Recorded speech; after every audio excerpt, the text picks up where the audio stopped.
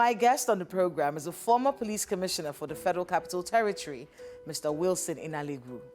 He gives us his reaction to the airport and train attacks and speaks on what the government should be doing to tackle insecurity across the country and what we should be doing as citizens to help the situation.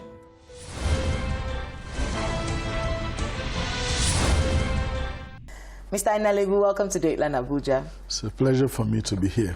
Again? Again, that's correct. It's not nice. Every time we talk to you, it's because something bad has happened. Yeah, I know. How did you feel about this train attack coming not too long after the airport attack? Should residents of the FCT be scared? Because Kaduna is just next door. Well, I don't think they should be scared, because I know that everything is being done humanly possible to keep these terrorists at bay. You see, what do they want? They create this deliberate violence to create fear and mass hysteria, and we should resist them. Because if they succeed, look at the scenario. They create try to create violence at the airport. They come to the rail, all in an attempt to drive people to the road, so where they can get them cheaply. So I don't think people should be scared. Is that what this is? That's they're trying to make the airports and the trains unattractive so that we can all go to that big rush road. It's just an effort to create a distraction and then create panic, because they know they cannot succeed. Succeed in doing what? In what they are doing. They have, yes, it's unfortunate, really sad that some people died in this train attack. But I tell you that the security agencies, I am very certain about it, they are doing everything possible to halt these attacks. Because come to think of it, what is their motive? You know, I was going to ask that. Yes. That's my next question, because when it comes to Boko Haram, yes, we know what they're looking for. Exactly. When the other ISWAP and the other terrorist organizations, we know who they are. We know what they stand for. We know what they're asking for, what they're trying to get by force. Who is perpetrating this particular crime right now? Yeah, is there any information out there as to who these people are? Do they have demands? What do they want? Is it just to cause chaos in the country? Is there any intelligence going on? Who are these people? That's the information they're going to be providing the public once investigation has gotten to a stage, because if you prematurely release information, it could compromise your investigation. Come to think of it, like I was trying to ask, what is their motive? Who is funding them? What kind of communication are they using? Who is feeding them wherever they are in the forest? How do they get their food supply? But I think these questions are going to be answered, because if you talk of Europe and the state of Israel, there was an attack recently, about 5 people were killed, and they came, got the people who is behind them, who are their leaders and all that. And I believe that the Nigerian security agencies are going to come to the public to inform the public. But more importantly, the public must not panic, because everything is being done.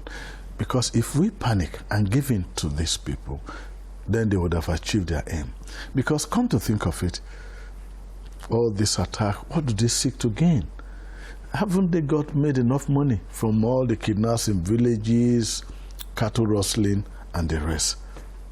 I think their days are numbered. I want to believe so. Why now? There's so many questions. Yeah, there are many questions. Why now? Is this because we're preparing for an election? Is this political in any way? What is going on?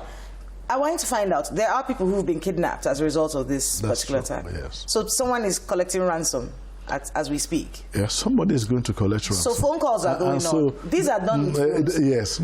You know where I'm going with this. See, at this point, at the time when you were AIG of police, you would have, by now, there will be some kind... Nigeria is not exactly a banana republic. It's not a place where things do not work all the time. If security people want to find you, they will find you.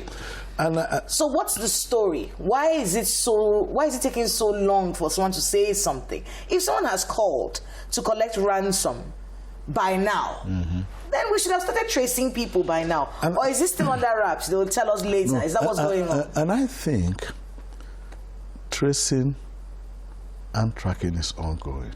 But I think it will be premature to release this information at this stage to the public, because with terrorism and banditry, especially that involves kidnapping and abduction, you really cannot tell who is behind it. So when you are releasing information, you've got to be careful. But I think this is the time for the security agencies to look at the intelligence network. Both the intelligence they get from personnel, the intelligence they get from the locals, and the desk intelligence, equipment, monitoring, tracking. This is the time to look at it. Intercepting messages and all this, which is what you alluded to when you were talking. So what I think should happen at this stage is for the security agencies to further stretch their dragnets to look at these people, because once you get their motive, you get those who are funding them, you get everything, you are able to break it. Because come to think of the attack, they planted IED on the rail track. When was it planted? Exactly. But that is solvable. And I think that is why I talked about the level of intelligence now, the personnel and the locals, the community, telling you what is going on in their neighborhood. This particular rail, sorry to, I just wanted to find out, because I've been on that train. I go on that train almost every week. Yeah, okay. That particular rail track, is it not guarded? The entire stretch, is it not guarded? I assumed, innocently, that despite how long this track is, there would be stations, because it goes through bushes, it goes through all those areas. So I assumed that there would be people watching these tracks, if for nothing else, to stop people from stealing things around the place. Are they not being manned? Are they not being guarded? If they were not being guarded, there was a rapid response, even though it took, I'm sure.